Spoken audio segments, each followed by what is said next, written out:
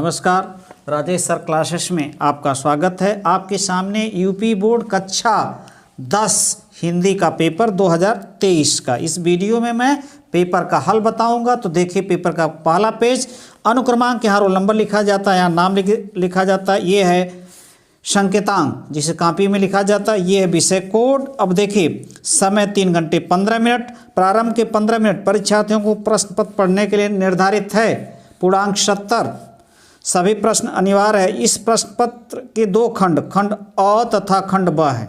दो खंड है। खंड अ में 1 अंक के 20 बहुविकल्पी प्रश्न है, जिनका उत्तर OMR उत्तर पत्रक पर चिन्हित करना, यानी OMR शीट पर देनी है।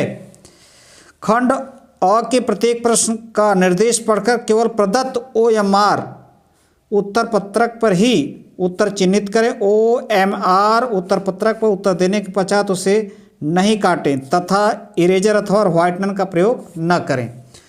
प्रश्न पत्र के अंक उनके सम्मुख अंकित है। कितने नंबर का प्रश्न उसके सामने लिख दिया गया। खंड ब में 50 अंक के वर्णनात्मक प्रश्न हैं, यानी कॉपी में मिलेगी जिसमें उनको उत्तर लिखना है। खंड ब में सभी प्रश्न के उत्तर एक साथ ही दें, ठीक है। और प्रथम प्रश्न से प्रारंभ कीजिए, प्रथम प्रश्न से प्रारंभ कीजिए तथा अंतिम प्रश्न तक करते जाइए। जो प्रश्न आता उस पर समय नष्ट न कीजिए। अब चलते हैं अगले पेज पर। देखिए, अगला पेज आपके सामने धीरे धीरे आ गया। खंड अ, बहुविकल्पी प्रश्न, वस्तुनिष्ठ प्रश्न, यानी 4 उत्तर दिए रहेंगे। एक उत्तर सही है, जिसे OMR शीट पर जाकर के आपको उस गोले को, जैसे A सही है तो A, B सही है तो B, ऐसे पूरे गोले को काला या नीला करना है। लिखा है, शुक्ल युग का नामकरण किस विद्वान के नाम पर किया गया है। शुक्ल युग का नामकरण किस विद्वान के नाम पर किया गया। 4 विकल्प हैं, A, B, C और D। तो B विकल्प सही है। आचार्य रामचंद्र शुक्ल के नाम पर शुक्ल युग का नामकरण किया गया। सेवा सदन उपन्यास के लेखक, सेवा सदन उपन्यास के लेखक 4 विकल्प दिए गए हैं, जैनेन्द्र, यशपाल, प्रेमचंद, जयशंकर प्रसाद। तो प्रेमचंद सही है, प्रेमचंद सही है। शुक्ल युग के नाटककार निम्नलिखित में से कौन नहीं है। शुक्ल युग के नाटककार निम्नलिखित में से कौन नहीं है। जयशंकर प्रसाद हैं, डॉक्टर रामकुमार वर्मा हैं, हरिकृष्ण प्रेमी है, भारतेंदु हरिश्चंद्र नहीं है। तो सही विकल्प डी है। डी जाकर OMR शीट पर काला करना था। अगला है, प्रसिद्ध आत्मकथा क्या भूलूं क्या याद करूं के लेखक हैं। तो पहला विकल्प ही सही, हरिवंश राय बच्चन, हरिवंश राय बच्चन। अगला है, निम्नलिखित में से कौन प्रसिद्ध यात्रा साहित्यकार है। तो सही विकल्प है इसका ABCDC, राहुल संस्कृतान, राहुल संस्कृतान। अगला है, रीतिकाल के वीर रस के प्रसिद्ध कवि, रीतिकाल के वीर रस के प्रसिद्ध कवि।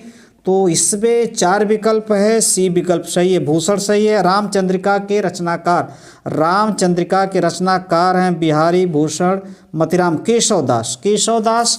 ये हुआ 7वां प्रश्न। आगे आपके सामने 8वां प्रश्न। तो देखिए 8वां प्रश्न, प्रिय प्रवास किसकी रचना है।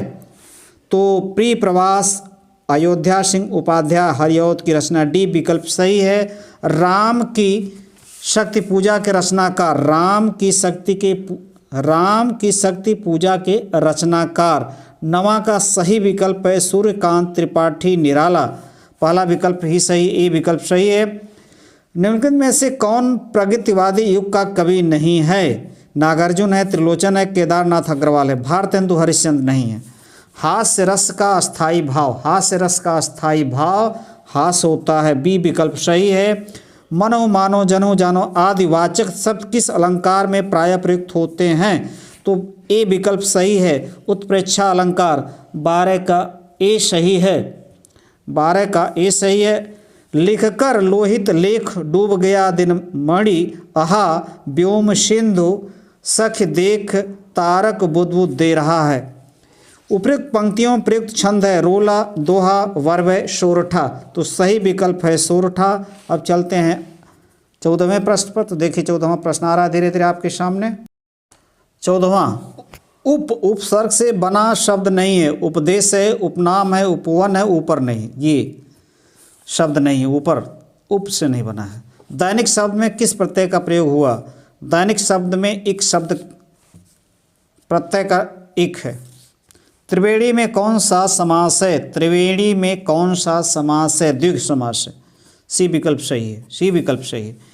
निम्नलिखित में से गंगा का पर्यायवाची नहीं है। भागीरथी है, सुरसरिता, देवनदी है, कालिंदी। यमुना का पर्यायवाची है, कालिंदी पर्यायवाची नहीं है। इत्यादि का सही संधि विच्छेद, इत्यादि का सही संधि विच्छेद ए है। इति धन आदि, इति धन आदि। फल शब्द का 19वां प्रश्न देखिए, फल शब्द का तृतीया विभक्ति बहुवचन रूप है। तो फल शब्द का तृतीया विभक्ति बहुवचन रूप है फल है। अगला है और अंतिम विकल्प वाला प्रश्न है, हसतु धातु रूप का वचन है पुरुष। तो सी विकल्प सही है। अब चलते हैं अगले पेज 5वें पर। तो देखिए अगला पेज 5वां पर कैसे प्रश्न है। 5वां पेज खंड ब वर्णात्मक प्रश्न। इन प्रश्नों का उत्तर आपको कॉपी में लिखना है। इस गद्यांश को पढ़ करके, इस गद्यांश को पढ़ करके और इन तीनों प्रश्नों का उत्तर देना। स्क्रीनशॉट लीजिए। हम चलते हैं आगे। 6 नंबर का है, अथवा ये करिए अथवा ये करना है। ये देखिए स्क्रीनशॉट ले, दोनों में से एक ही करना था। ये है, अगले वीडियो में मैं सबका हल बताऊंगा। पहले पेपर ही दिखा दूं आपको। 6 नंबर का ये करिए अथवा ऊपर वाला। अब चलते हैं 7वें, ये 5वां पेज हुआ। अब चलते हैं 6वें पेज पर। तो देखिए 6वां पेज आपके सामने आ गया।